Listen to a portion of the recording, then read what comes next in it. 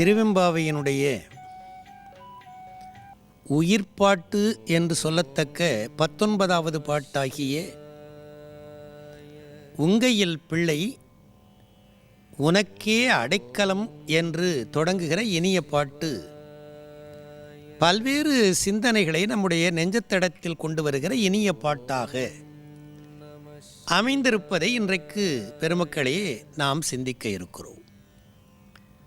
பொதுவாக சைவ மரபில் திருக்கோயிலில் பெருமானினுடைய சன்னிதானத்தில் திருமுறைகள் ஓதி வழிபடுவது என்கிற ஒரு மரபு காலகாலமாக இருந்து வருவதை கல்வெட்டுக்கள் நமக்கு எடுத்து காட்டுகின்றன. சிவன் சன்னதிக்கு சென்றால் சிவனுடைய பெருமை சொல்லி ஓதுவாமூர்த்திகள் ஒரு பாட்டு சொல்ல அதற்கு பிறகு தீபாராதனை முடித்து திருநீறு தருவது என்று ஒரு பழக்கம் உண்டு. 12 திருமுறைகளிலிருந்தும் பாடல்களை எடுத்து ஓதுவார்கள் பாட, நாம் தனியாக சென்று வழிபட்டால் நாமே பெருமான் சன்னிதானத்தில் திருமுறைகள் ஓதி வழிபடுவது என்று ஒரு மரபு உண்டு. அந்த 12 திருமுறைகளையும் ஓதி வழிபடுகிற மரபு கால பழமையுடைய திருமடங்களிலேயும் திருக்கோயில்களிலேயும் இன்றைக்கும் நிலவுகிறது.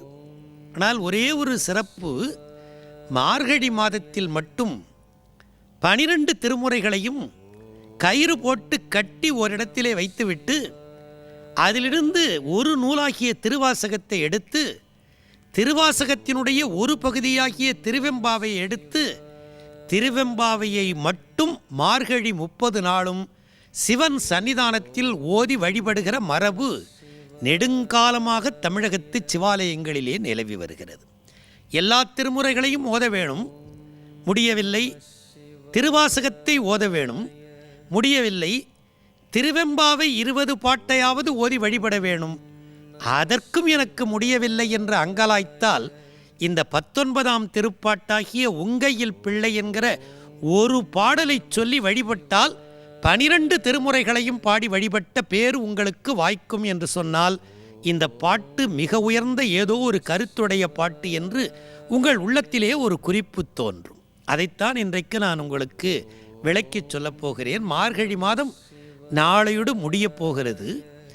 28, 29 நாட்களாக பெண்களோடு சென்று குளிர் நேரத்தில் இறைவன் புகழ்பாடி போய் நீராடி மகிழ்ந்த இந்த பெண்கள் கூட்டத்தில் ஒருத்தி அவள் வீட்டு வாசலில் அன்றைக்கு நீராடி முடித்துவிட்டு வந்துவிட்டாள். அவள் வீட்டுக்குள் இருக்கிறாள். அந்த நேரத்தில் வெளியிலே சென்றிருந்த அவள் தந்தை வீட்டு வாசலுக்குள்ளே நுழைகிறான். அவனை பார்த்துவிட்டு அவன் மனைவி பெண்ணினுடைய தாய் ஓடோடி வந்து ஒரு செம்பிலே தண்ணீர் கொண்டு வந்து கணவனுக்கு கால் கழுவி உள்ளே வரத்தர வாங்கி கால் கழுவி கொண்டு குடித்துவிட்டு திண்ணையில் உட்கார மெல்ல பேச்சை தொடங்கினாள். ஆண்டுதோறும் மார்கழி வருகிறது, தை பிறக்கிறது, ஊரெல்லாம் இருக்கிற பெண்களுக்கு திருமணம் முடிகிறதே, நம் வீட்டில் ஒரு பெண் இருக்கிறாளே, அவள் திருமணத்தை பற்றி நீங்கள் ஏன் இன்னும் யோசிக்கவில்லைன்னு மனைவி உரிமையோடு கணவனை தீண்ட, உள்ளுக்குள்ளே இருக்கிற பெண்ணினுடைய திருச்செவியில் நம்மை பற்றிய பேச்சு என்றதும் அவள் செவி கொடுக்க, அவன் சொன்னான், பைத்தியமே, எங்கே போய்விட்டு வருகிறேன், ஒரு அழகான மாப்பிள்ளையை பார்த்து தீர்மானம் செய்து கொண்டு வந்திருக்கிறேன் என்றதும் தாய் மகிழ்ந்து போனாள். கேள்வி கேட்டாள், எப்படிப்பட்ட பையன் என்று கேட்டவுடன் பெரும் செல்வன் அப்படின்னு இவன் சொன்னதும் தாய் முகத்திலே மகிழ்ச்சி. என்றால் வரப்போகிற மாப்பிள்ளை பெரும் செல்வன். பெண்ணினுடைய முகத்தில் எந்த மகிழ்ச்சியும் இல்லை. ஏனென்றால் அவள் இப்படிப்பட்ட மாப்பிள்ளை வேணும்னு நினைக்கல.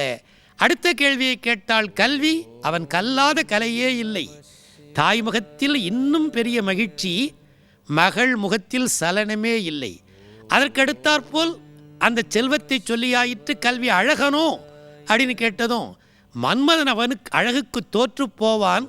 தாய் முகத்தில் இன்னும் மகிழ்ச்சி, பெண்ணினுடைய முகத்தில் எந்த சலனமும் இல்லை. இன்னொரு கேள்வியை தாய் கேட்பாள், அதற்கு அப்பாவிடமிருந்து விடை வரும்னு எதிர்பார்த்தாள். அந்த கேள்வியை தாயும் கேட்கவில்லை, தந்தையும் விடை சொல்லவில்லை. பகீர் என்று இந்த பெண்ணுக்கு வருத்தம் வந்தது. மறுநாள் காலை போய் நீராடி முடித்துவிட்டு எல்லா பெண்களும் தங்கள் தங்கள் வீட்டுக்கு போன பிறகு தனியாக மணலை எடுத்து குவித்து அம்மையப்பராக வைத்து கண்களிலிருந்து கண்ணீர் பெருக்கெடுக்க அந்த மணல் தெய்வத்தை அண்ணாமலையானை பார்த்து இந்த பெண் பாடுவது போல இந்த பாட்டு. என்ன கேட்டாள்? எல்லா திருமணத்திலும் பெண்ணின் கையை பிடித்து பிள்ளையின் கையிலே கொடுத்து, இந்த பெண் பிள்ளையே இன்று உன் கையில் ஒப்படைத்தேன், இன்று முதல் இவளுக்கு தாய் தந்தை எல்லாம் நீதான் என்று பெரியவர்கள் சொல்லுகிற ஒரு வழக்காறு உண்டு. அது என் வாழ்வில் அடுத்த மாதம் தையில் வரப்போகிறது. உங்கையில் பிள்ளை உனக்கே அடைக்கலம் என்று காலகாலமாக சொல்லப்படுகிற அங்கு அப்பழம் சொல் புதுக்கும் எம் அச்சத்தால் என் வாழ்வில் அந்த சொல் வரப்போகிற காரணத்தால் எனக்கு அச்சம். என்ன அச்சம்னு பெருமான் கேட்டிருக்க வேணும். என் தந்தை கேட்டான், தாய் கேட்டாள். அழகனா என்று கேட்டான், ஆம் என்றான். செல்வனா என்று கேட்டாள், ஆம் என்றான். கற்றவனா என்று கேட்டான், ஆம் என்றான். ஒரு கேள்வி என் தந்தையை பார்த்து தாய் கேட்கவில்லை. அதனால் ஏற்பட்ட அச்சம்னா என்னன்னு. என்ன கேள்வி என்று கேட்டதும் இவள் சொன்னாள், எம் கொங்கை நின் அன்பர் அல்லார்தோள் சேரற்க என்றாள். உன்னுடைய திருவடிகளில் வரப்போகிற மாப்பிள்ளை அன்புடையவனா என்று ஒரு கேள்வி கேட்பான் என்று எதிர்பார்த்தேன், கேட்கவில்லை.